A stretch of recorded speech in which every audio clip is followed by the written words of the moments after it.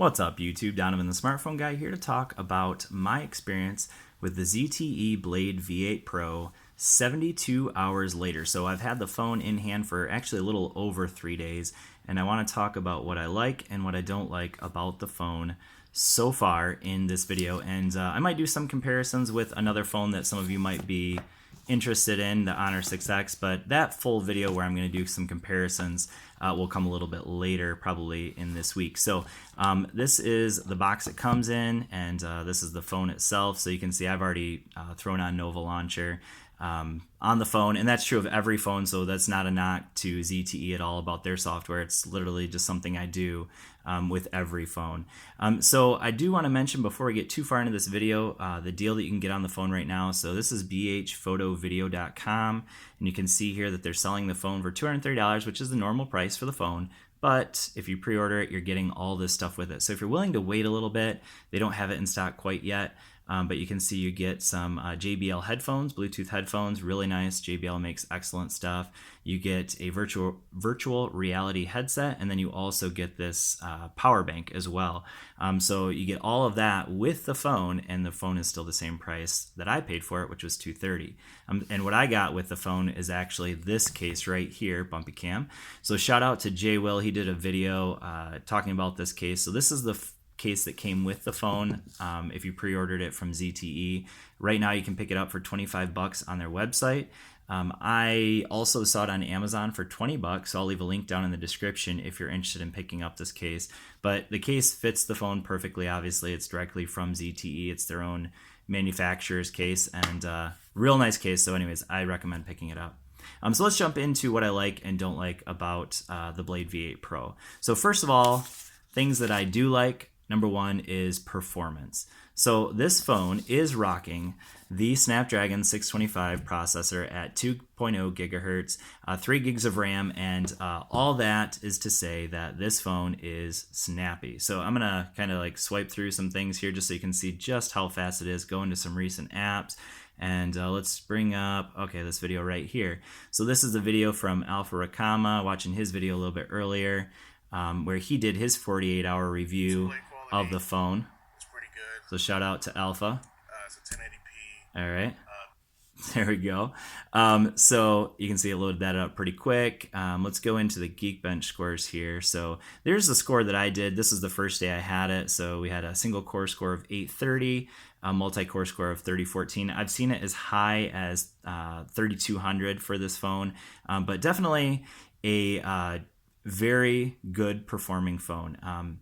I can honestly say that, going from higher end phones to this, so by higher end, I mean phones that cost $400, $500, $600. I really don't notice a huge difference in the load times or anything like that. Performance wise, this phone is worthy of 2 thumbs up. All right, so let's jump into the battery life. So I did a few screenshots earlier of my battery life. So let's jump into that so you guys can see kind of like some data driven numbers here.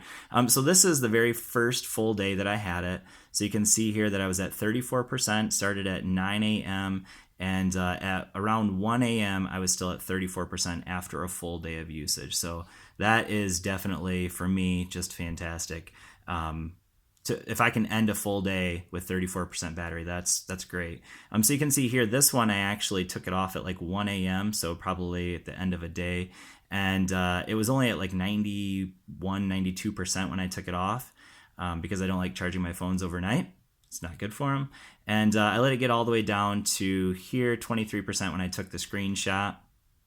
So that was around 9:30-ish, it looks like. So again, a full day of usage and no problem making it through. That day it got to 23%.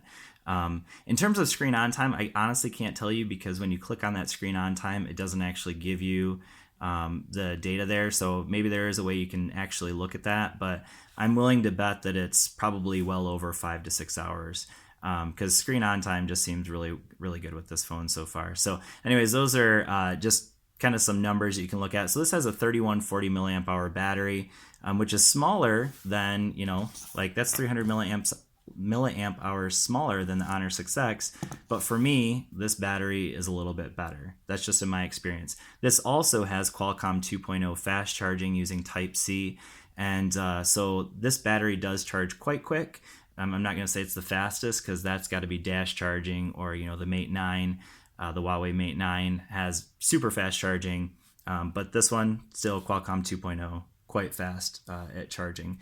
So the next thing I want to talk about is the camera. So those are the two things I think that are great: performance, battery life. Those two things are really good. 2 thumbs up for both those areas. I'm going to give 1.5 thumbs up to the camera. So as you know, one of the things that they market with this phone is the fact that it has the dual camera setup on the back. So 13 megapixel, 13 megapixel. And then on the front, it has that 8 megapixel sensor. Because of that dual camera setup, you're getting that depth of field. So there's a front-facing selfie. That was in pretty low light. Just some pictures of some wireless headsets that I have there, or wireless earbuds. I'm going to do some comparisons, but there's just a few. But that's using the bokeh effect back here. Let's see if I can. Well, that's kind of hard to tell because it's a picture that doesn't really need the bokeh effect. But let's go ahead and jump into some of the other pictures I took. So pictures of another pair of another headset that I have. So this is like with the bokeh effect. So let's see if I can get that out of there. Notice how all the stuff in the background fades out. Looks really nice because you get that the headset kind of nice in center, front and center there. That's without the bokeh effect. That's a picture again. That one is not using the bokeh effect. And that one is using the bokeh effect. So notice how all the stuff in the background fades out a little bit more. And again, another one with the bokeh effect. So this one, again, is using the bokeh effect. Go blue. Hashtag go blue. And so yeah. So camera quality wise, I'm going to give it 1.5 thumbs up. Again, that bokeh effect is really cool. But I can honestly say that compared to the Honor 6X, the camera is just not as good. It's still good. It's just that low light performance, the Honor 6X definitely outperforms the camera quality on this phone. So this does have that dual mode. So that's how you're going to use the bokeh effect, is you come over here to dual. And then you have right there the bokeh effect. There it is. And in terms of video quality, this does shoot 4K video. But I can tell you right now that 4K video on this phone isn't as good as 1080p video on this phone. Again, this isn't supposed to be the comparison of those two phones, but it's worth mentioning since I have you here. All right, so the 8 megapixel camera on the front does do great selfies. I'm not a selfie person, but I can tell you that this does take good selfies. And you do also have the option of, when you're doing a selfie, you can, of course, do beauty mode as well, which I probably need. There we are. All right. So anyways, lots of lighting in here, so it's going to kind of look weird. But let's talk next about the build quality. So build quality wise, again, I hear a lot of people griping about the fact that this phone has this kind of like cheaper plastic back or whatever, rubberized back. Personally, I like it.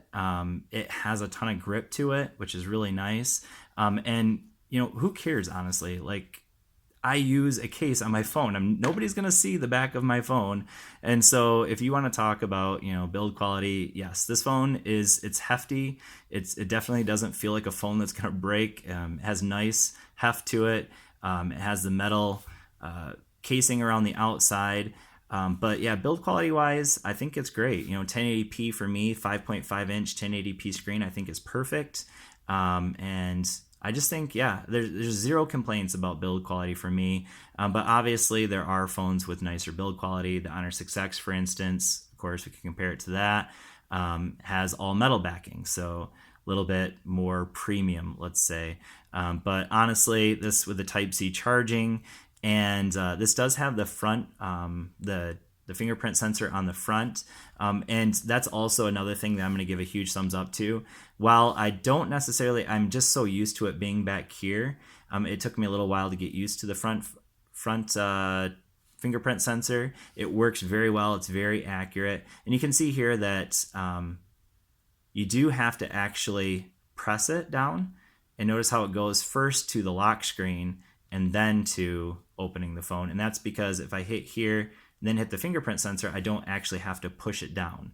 So that's something worth mentioning. But so if I turn it on here and then hit it, boom, it's on. But the fingerprint sensor is very, very accurate. No issues whatsoever with that. But obviously you have to push it down. So, for some people that might be a negative. Let's talk about software. So you can see obviously that I have Nova Launcher. Again, that's not a knock on this phone at all.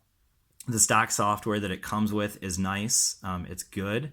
But it's just, I'm so used to Nova Launcher that eventually I always put it on every phone that I have. So again, not a knock to this phone, but you can see that it's very stock. Another good thing about it is that when I come in here to the app drawer, everything that's on here that was quote unquote bloat is pretty much stuff I put on the phone. There's nothing on here that is bloatware on the ZTE Blade V8 Pro. And that's a thumbs up to ZTE. I hate like Asus phones. They put so much bloatware on the phones, even for their unlocked phones.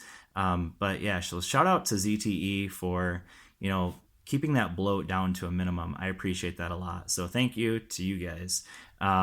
Even Honor, though, is the same way. There's not a lot of bloat on that phone either. So shout out to both those companies for not throwing on so much bulk for unlocked phones. People buy unlocked phones because they don't want the bloat, so thank you. But anyway, so that's enough about the software. The software is good. It's very light, stock Android. 6.0.1 Marshmallow, I should mention that. And in terms of updates, I don't know. I can't speak to that. I haven't seen that ZT is going to, say that they're updating it, but hopefully that is something that happens, but I can't speak to that for sure. The last thing I want to mention is the thing that I think is the biggest weakness of this phone, and this is probably the one reason why, if you're not going to buy this phone, this might be the reason why. And if somebody can correct me, I would love for you to do that, because I can't find a way personally. So if I go in here to my settings, I'm just going to show you this. My least favorite thing about the phone is the fact that I threw my 32 gig SD card in there from Samsung, and I can't find a way to move it to internal memory. So that's an issue for me. If I go into apps and I try to, let's say, move an app over to the SD card, which is the normal, that's normal for Android 6.0.1, you should be able to do that, and it won't let me do it. So there's no way to move it over to the SD card. So that is one thing that I will say is maybe a limitation. So you can put a 128 gig SD card in here, but you can't really use it as internal storage on the phone, as far as I know. So if anyone's corrected that, or if anyone's found a way to do that, please tell me down here in the description, in the comment section, to let me know how you did it, because I'd love to share that with all the people that are watching these videos. But anyways, that is my 72 hours with the ZTE Blade V8 Pro.